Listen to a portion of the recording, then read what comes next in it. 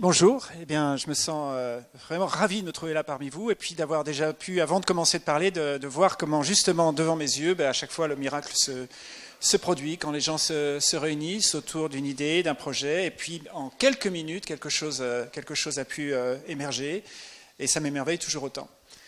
Alors, oui, effectivement, ça fait longtemps que je fais de la recherche sur ce sujet, sur l'intelligence collective. Je vais essayer de vous en parler pour poser un petit peu le cadre pour aujourd'hui.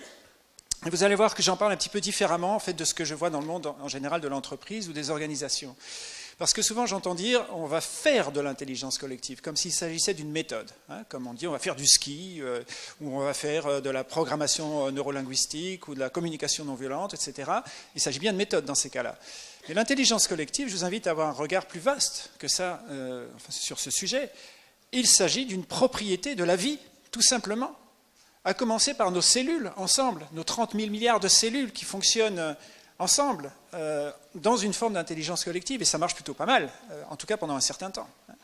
Donc vous regardez un écosystème, vous regardez un banc de poissons, vous regardez une fourmilière, une équipe de sport, une multinationale, ou bien un vol d'oiseaux, vous savez, ces vols d'oiseaux extraordinaires, des tourneaux par exemple, ces arabesques que ça fait, en fait partout. Quand nous regardons autour de nous, il y a de l'intelligence collective. Donc on ne fait pas de l'intelligence collective, on peut l'améliorer, on peut l'étudier, mais l'intelligence collective existe comme une propriété du vivant social. Et ça a évolué ces dernières années, chez nous les humains, vers une discipline de recherche à part entière, parce qu'on se trouve finalement dans une époque absolument extraordinaire, alors terrifiante pour certains et extraordinaire pour d'autres, ça va se jouer dans votre posture à vous, mais notre espèce évolue. Notre espèce évolue parce que finalement, depuis quelques années, elle a commencé à inventer des formes d'intelligence collective qu'on n'a jamais connues jusqu'à présent dans notre histoire, dans l'histoire même du vivant, de la vie sur Terre, jusqu'à preuve du contraire. Avec l'arrivée d'Internet, nous commençons à constituer des collectifs qu'on n'a jamais connus auparavant. Alors quand je dis des collectifs, je reste très vaste, très vague et très vaste. Collectif, ça n'a pas forcément pignon sur rue, un nom d'entreprise, une raison sociale, etc. Vous allez voir sur Internet des dizaines, parfois des milliers, parfois des millions de personnes qui vont commencer à se coordonner. Alors autour de quoi ? Autour d'idées plus ou moins précises, plus ou moins vagues, autour de projets plus ou moins précis, plus ou moins vagues, autour de territoires, de valeurs. On va voir arriver des nouvelles nations, d'ailleurs, je vais en parler un petit peu après. Donc on se trouve à une époque vraiment charnière, non pas d'une évolution de civilisation, mais carrément d'une évolution d'espèces. Parce que quand on parle d'évolution, on a un petit peu trop tendance à penser l'évolution biologique. Ça veut dire comment nos corps se transforment, comment on a évolué des poissons aux dinosaures, aux humains. Mais l'évolution, elle se fait aussi par le groupe. Ça veut dire comment la société ou les sociétés que nous constituons vont nous changer, nous, à la fois dans nos actions, dans la façon de construire le monde, mais également nous changer à l'intérieur de nous-mêmes. On le voit bien, si on regarde en arrière, il y a des changements énormes dans notre psyché entre l'homme de Cro-Magnon, par exemple, et puis l'humain d'aujourd'hui. Et même, on n'a pas besoin d'aller 15 000 ans en arrière, il suffit d'aller quelques centaines ou quelques milliers d'années, et on voit bien comment, lorsque l'évolution des collectifs se transforme, eh bien, l'humain se transforme aussi à l'intérieur. Et on se trouve dans une époque absolument charnière. Alors justement, faisons un petit peu d'histoire sur l'intelligence collective. Chez nous, les humains, tout a commencé par ce qu'on appelle l'intelligence collective originelle.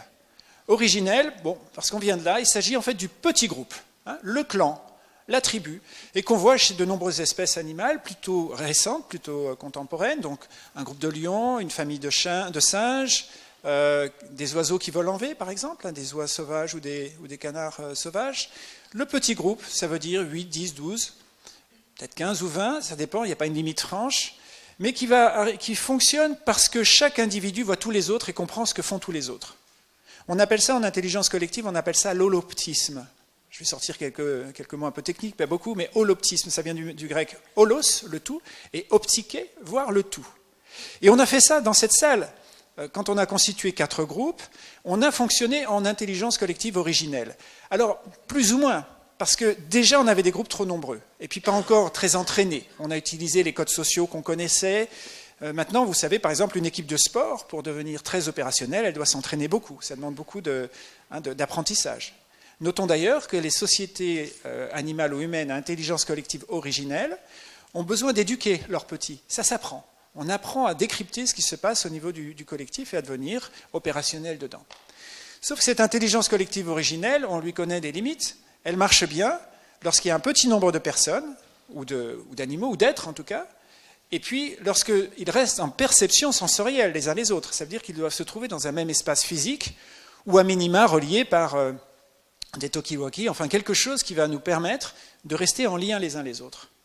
Et lorsque notre société humaine, notre espèce humaine a évolué, a eu besoin de faire des très grands collectifs, et donc de bâtir ce qu'on appelle les civilisations, il a fallu mettre ensemble des milliers, voire des millions de personnes ensemble. Et l'intelligence collective originelle, vous imaginez, elle ne marche plus. Et nous avons basculé vers ce qu'on appelle l'intelligence collective pyramidale. Pyramidale qui prévaut encore aujourd'hui. Dès que l'on veut constituer une moyenne ou grande organisation, on bascule de l'intelligence collective originelle du petit groupe à l'intelligence collective pyramidale.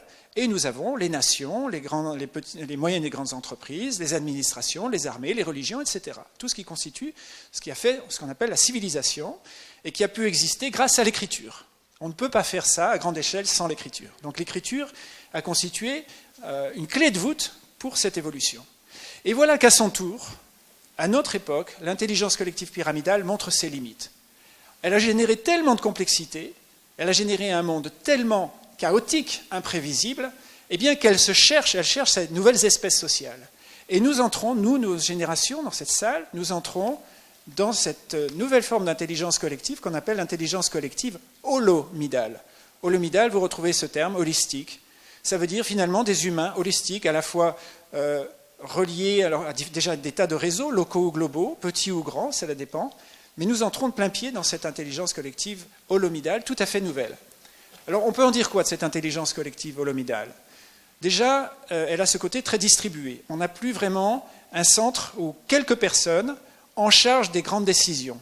Quelques personnes autoproclamées, élues, représentatives ou pas, je ne vais pas rentrer dans ce débat-là, il y a toutes les formes possibles, mais là on entre dans des modèles complètement distribués, complètement en réseau.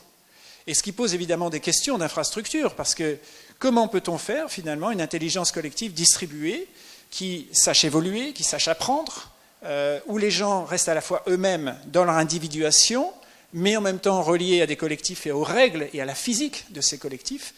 On commence à entrer dans cette période-là. Alors, quelques mots-clés. Donc réseau, ça je vous l'ai dit, distribué. Open source aussi, la notion de propriété qui avait beaucoup de sens en tant qu'élément culturel fondateur de l'intelligence collective pyramidale a beaucoup moins de sens dans l'intelligence collective holomidale parce que nous entrons notamment dans une économie des flux.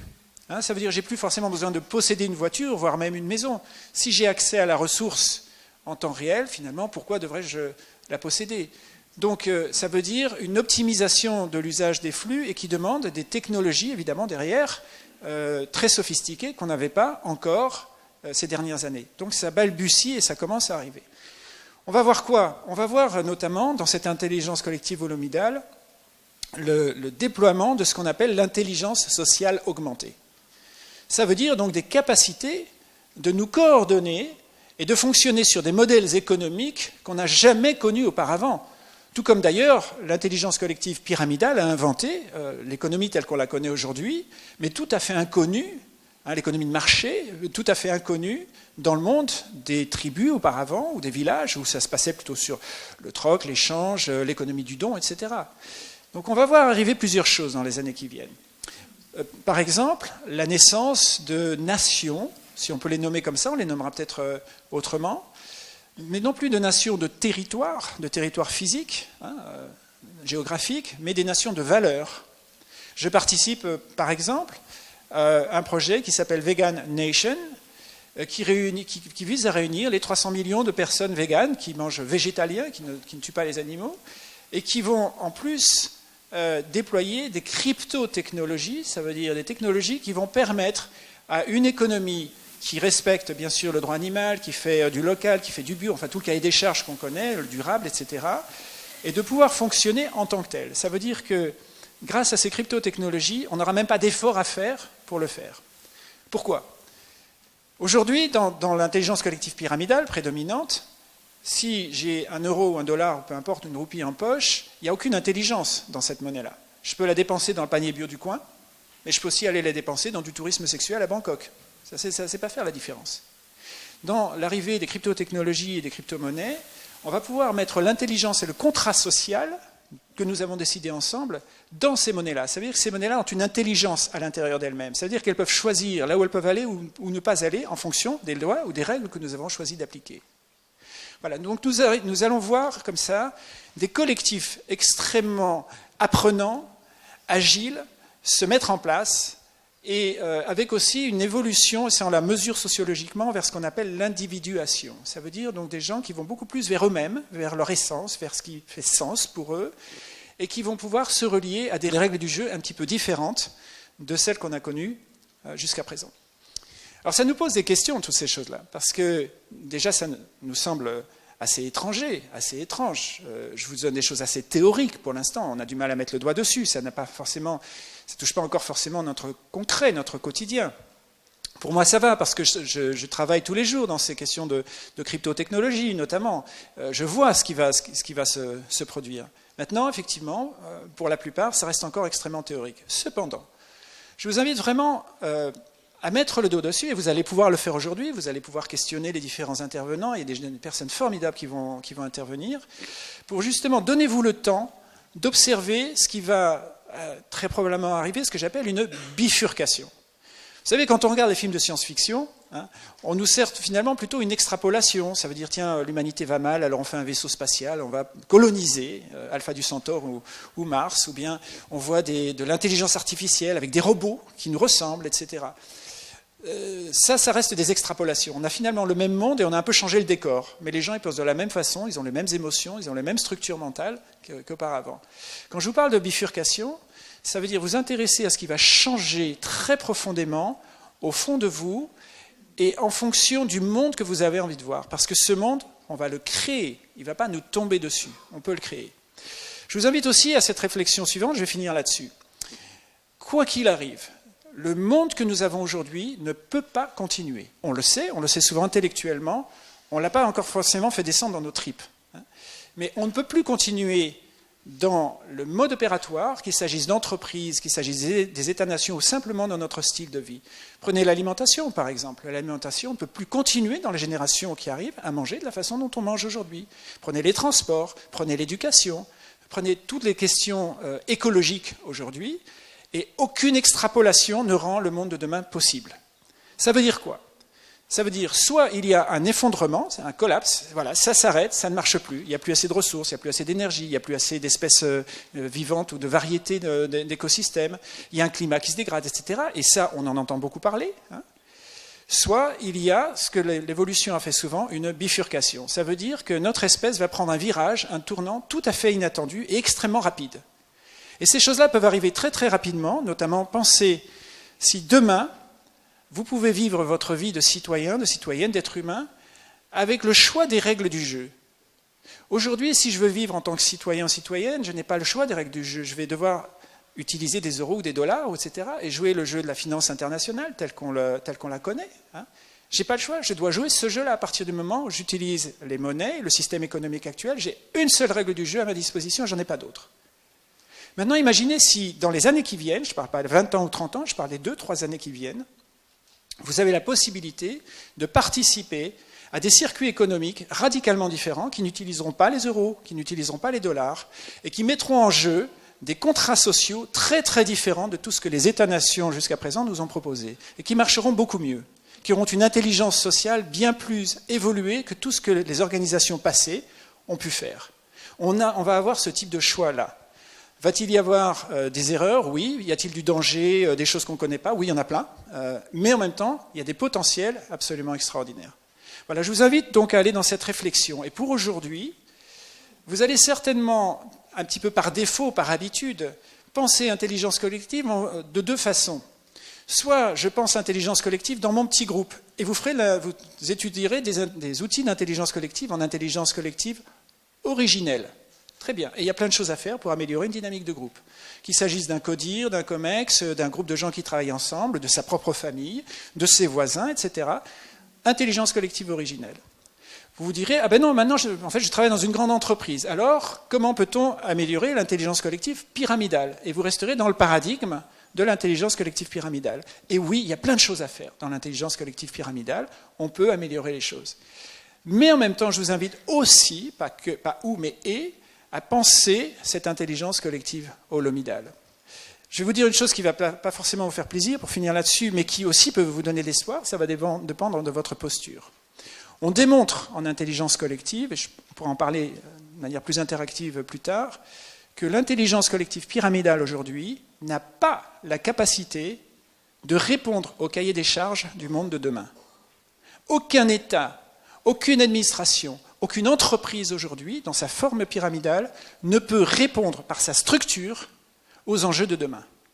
L'intelligence collective holomidale, oui, va certainement le pouvoir. Raison pour laquelle elle apparaît. Hein.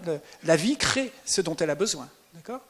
Donc, explorer aussi cet inconnu, cette intelligence collective holomidale, ces réseaux, l'open source, les cryptotechnologies qui débarquent. Explorer toutes ces choses-là, et vous allez voir s'ouvrir tout un horizon absolument extraordinaire de potentiel et qui peuvent nous donner beaucoup, beaucoup d'espoir pour demain, pour inventer ce monde de demain.